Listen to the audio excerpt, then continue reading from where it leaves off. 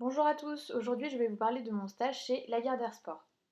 Donc pour commencer, je vais vous présenter l'entreprise. Anciennement appelée Sport5, Lagardère Sport est née en 2001 suite à la fusion entre les agences marketing de RTL et de Canal+. Le groupe Lagardère fait ensuite l'acquisition de Sport5 en 2006 pour un montant de 865 millions d'euros. Lagardère Sport est une agence spécialisée dans la gestion de droits marketing et audiovisuel sportif intégrée à Lagardère Sport and Entertainment et membre à part entière du groupe Lagardère. Le groupe Lagardère emploie plus de 25 000 personnes à travers le monde pour un chiffre d'affaires supérieur à 7 milliards d'euros en 2015. Lagardère Sport est donc une branche de ce groupe qui emploie près de 1600 salariés. Le groupe a des agences basées partout, à savoir Los Angeles, Dubaï, Sydney, Singapour, etc.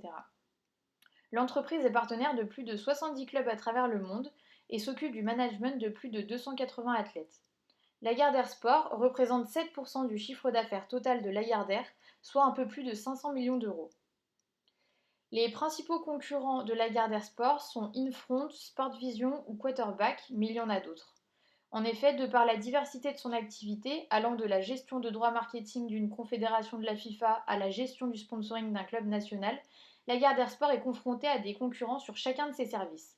Cependant, aucune autre entreprise française ne gère à la fois le sponsoring et les hospitalités d'un club, le conseil et la communication d'une entreprise du CAC 40 et la commercialisation des espaces VIP de grands événements.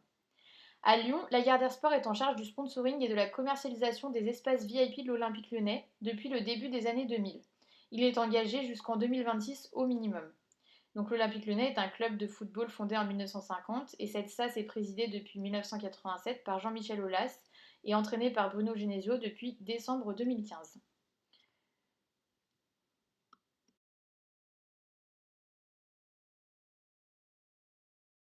Donc je vais maintenant vous présenter le service sponsoring.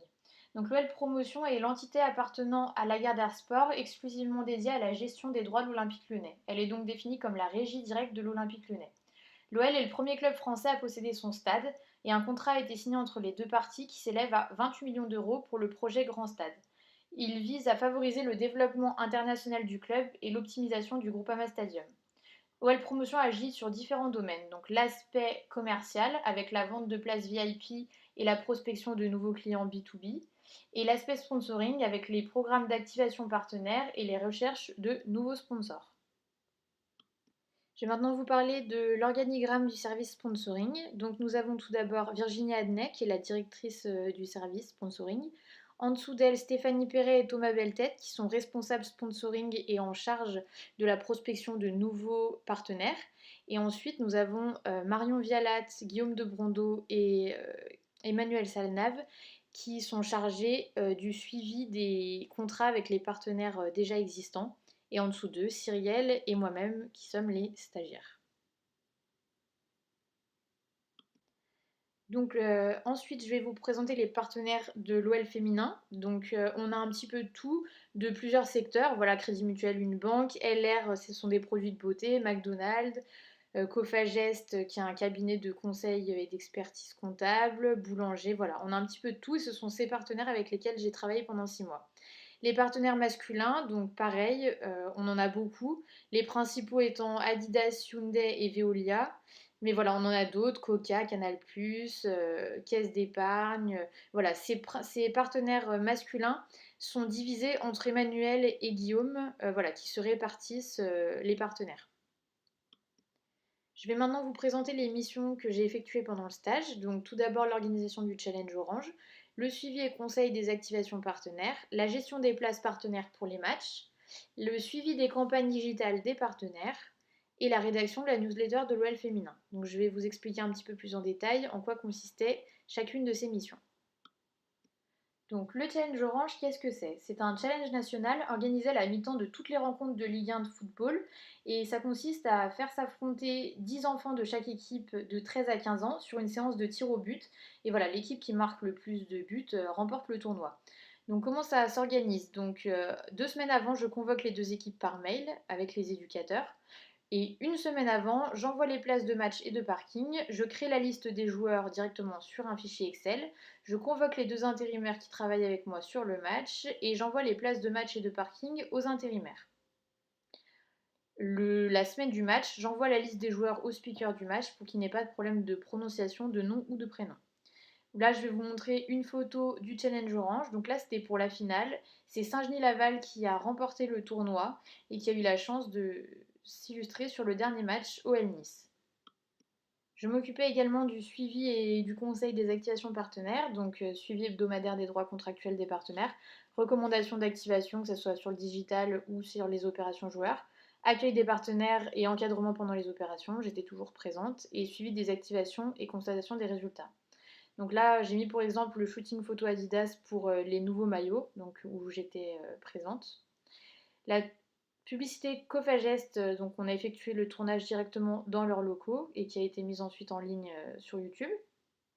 Mais encore les opérations escortistes ou teneurs de main à Lila, par exemple, ici, avec des enfants, des salariés à Lila qui tiennent les mains des joueurs. Au niveau de la gestion des places des partenaires, donc je demandais les besoins en place des partenaires avant et puis j'envoyais les places tribunes ou VIP par mail directement aux représentants de chaque entreprise partenaire. Au niveau du suivi des campagnes digitales des partenaires également, on avait des conseils voilà, à leur donner au niveau de leur poste pour faire plus de vues, etc. J'étais en charge de la rédaction de la newsletter de l'OL féminin, donc avec des articles recensant tous leurs exploits du mois et que j'envoyais directement aux partenaires de l'OL féminin. Donc les outils que j'ai utilisés durant mon stage, donc tout d'abord Digitic pour la partie billetterie, ensuite tous les réseaux sociaux pour les campagnes médias et les activations digitales, le pack office pour les mails, les présentations et les suivis de contrats, et le Mailchimp pour la rédaction mensuelle de la newsletter de l'OL féminin. Le bilan de mon stage. Donc les points positifs, c'est que j'ai développé de réelles connaissances sur le sponsoring sportif. Le cadre de travail était idéal, donc les locaux étaient super et une super équipe également. J'ai rencontré de nombreux partenaires, donc j'ai vraiment développé mon réseau. J'ai découvert un réel attrait pour le domaine du sponsoring et j'ai une meilleure maîtrise des outils informatiques utilisés quotidiennement. Les points négatifs, c'est qu'une très bonne ambiance de travail amène des difficultés à rester professionnel. Un petit peu trop de bureaux à mon goût, pas assez de terrain et pas assez de commercial que j'aurais souhaité découvrir davantage. Donc les remerciements principalement Virginie, Marion, Guillaume et Emmanuel, mais merci également à tout l'Olympique Lyonnais pour votre accueil et votre générosité. Et pour finir, je suis obligée, le AOU. Merci à tous.